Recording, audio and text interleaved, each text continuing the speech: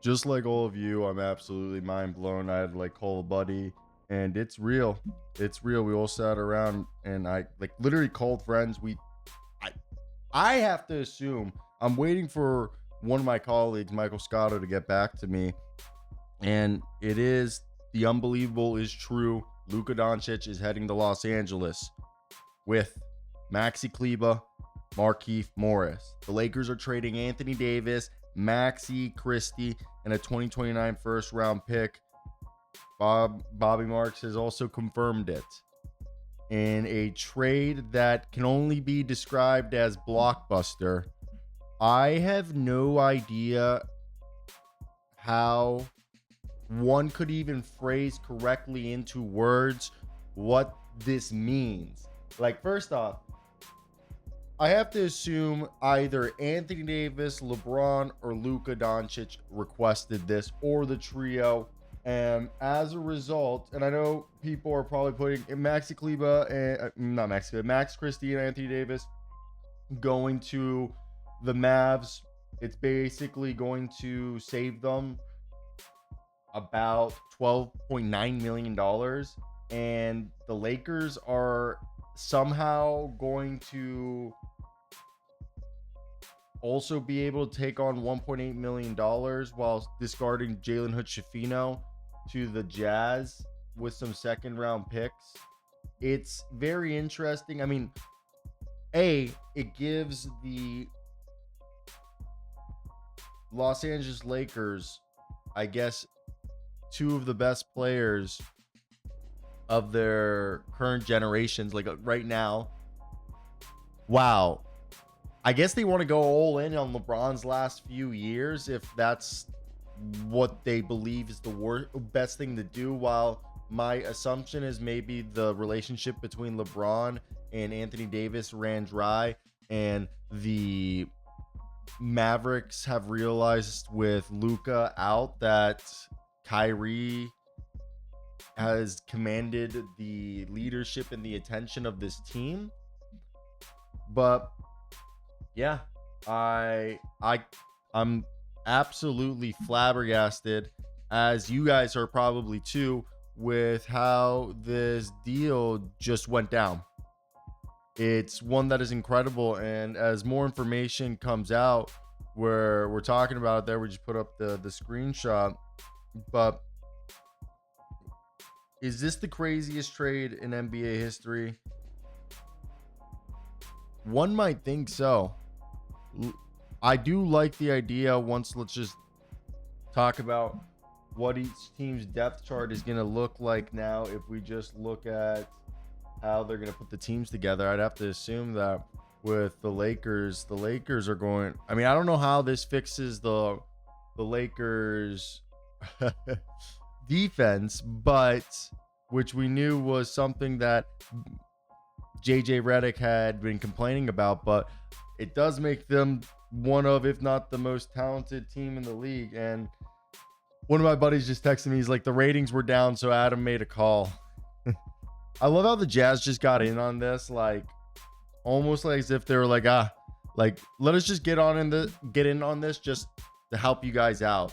They walked away today with 3 second round picks that it almost feels like it didn't matter that they got those second round picks. But let me put up here, guys, on the screen. We're going to do the Dallas Mavericks first, alphabetical order. It's just the Kyrie has obviously been cooking. He's been fantastic. He's been the guy who's actually been the most reliable for the Dallas Mavericks since Luka has missed time this year. And I think that was a large part in why they got this down. You know, Luka, Maxi Kleber are both guys who are out. And the only one that they traded that is technically playing is freaking Markieff Morris, but he's a guy who's really just riding the bench and hasn't really played unless out of necessity. So right here, I just put on the screen for you guys is the depth charts from hoopshype.com. Shout out, that's my job. And yeah, this is what they look like. And that's what I wanted to say was I found this to be quite interesting because you put Anthony Davis now probably in front of Daniel Gafford, run PJ Washington, or Daniel Gafford and Anthony Davis put PJ off the bench, and then you still run Clay and Spencer Dinwiddie, or you run Clay at shooting guard, PJ at small forward, and then you go ahead and you have Davis there, which I think is another thing that could work. But wow, I think this is a trade that anybody who is watching and thinks that like they expected is lying to you. I don't think anyone expected LeBron and Anthony Davis. I really thought the whole thing was to have Davis be the passing of the torch. But I mean, who better than Luka Doncic to pass the torch? But again, this reinforces what I said, that it almost feels like somebody requested a trade, or both guys requested a trade. It was almost like somebody wanted to hit the reset button in the relationship department. That's where I wonder who did it. But what do you guys think of the fit? Now let's talk about, I think this improves the Mavericks defense and gives them a different look in terms of they're really going full in on this. They got the guards who can score, do the playmaking, and then they have the massive size in their bigs to allow them to play big while also being able to play small all at the same time. So I think that's something that you see kind of in older teams, that when you look back in NBA history, that they did a lot more frequent. And to me, again, as I said, this is something that I think it was pretty smart on their part if this was their whole intentions, because having now to go to the full size and length and ability to be able to play huge but also still have PJ to go small, I think was a smart course of action. Now, if we go ahead and look at the Lakers, I do think the Lakers put themselves, now we still haven't updated the things, but this is just what they would look like currently. LeBron and Luka would probably be the shooting guard, small forward. Reeves would stay at point guard. I'd have to assume either another move is coming, or when Maxi Kleber comes back. I mean, are you going to run Jackson Hayes, convert Trey Jameson and Christian Colocu as your centers? Do you really believe Jared Vanderbilt and Dorian Finney-Smith is enough to shore up your defense? You have Dalton Connect. Gabe Vincent is a solid defender. So you put all that together, and it does make you wonder, is that what you truly believe is going to get you over the edge or over the hump and make you more dangerous than you were with Anthony Davis? I think you're going to have a more potent offense, a more reliable offense. I am actually just so genuinely curious to see how all of this will play out, because it's just very, very strange that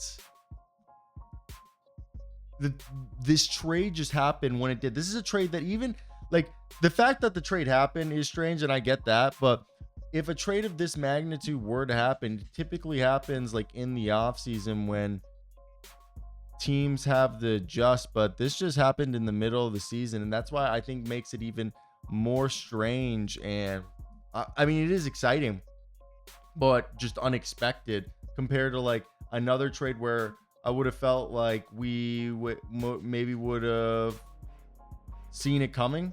This is one that you just feel blindsided by, and not in a bad way.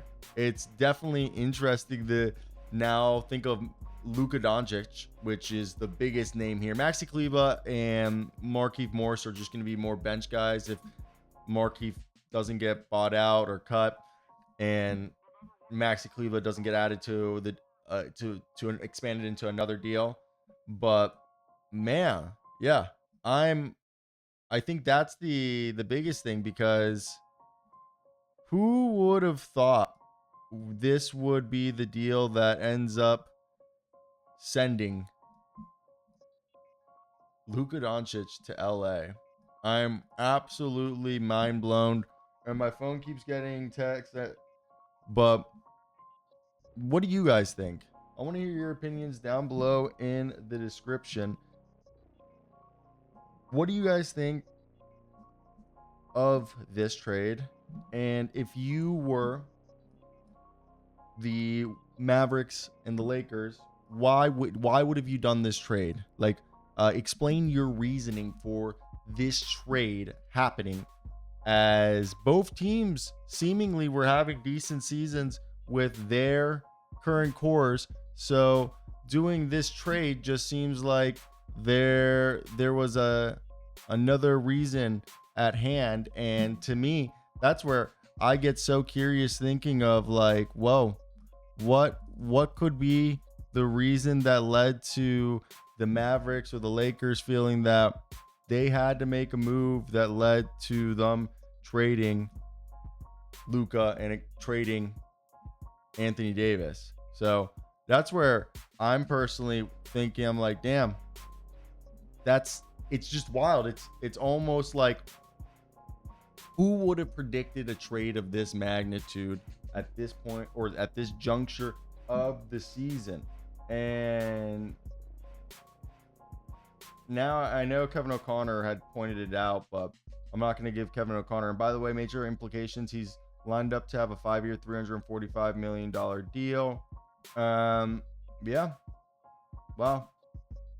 Who is believing that this deal would have ever happened? Would have just, you're lying. Nobody would have expected this deal, and that's what the NBA, the soap opera that keeps on giving, right?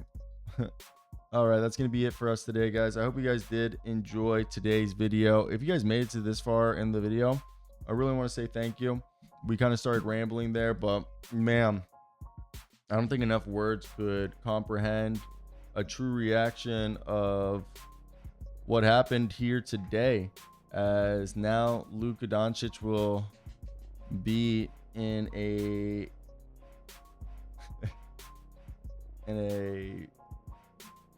Lakers jersey, which is just crazy to think of, but that's happening. That is happening.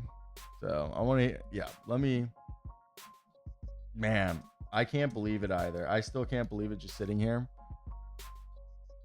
because it just feels not real. Bye.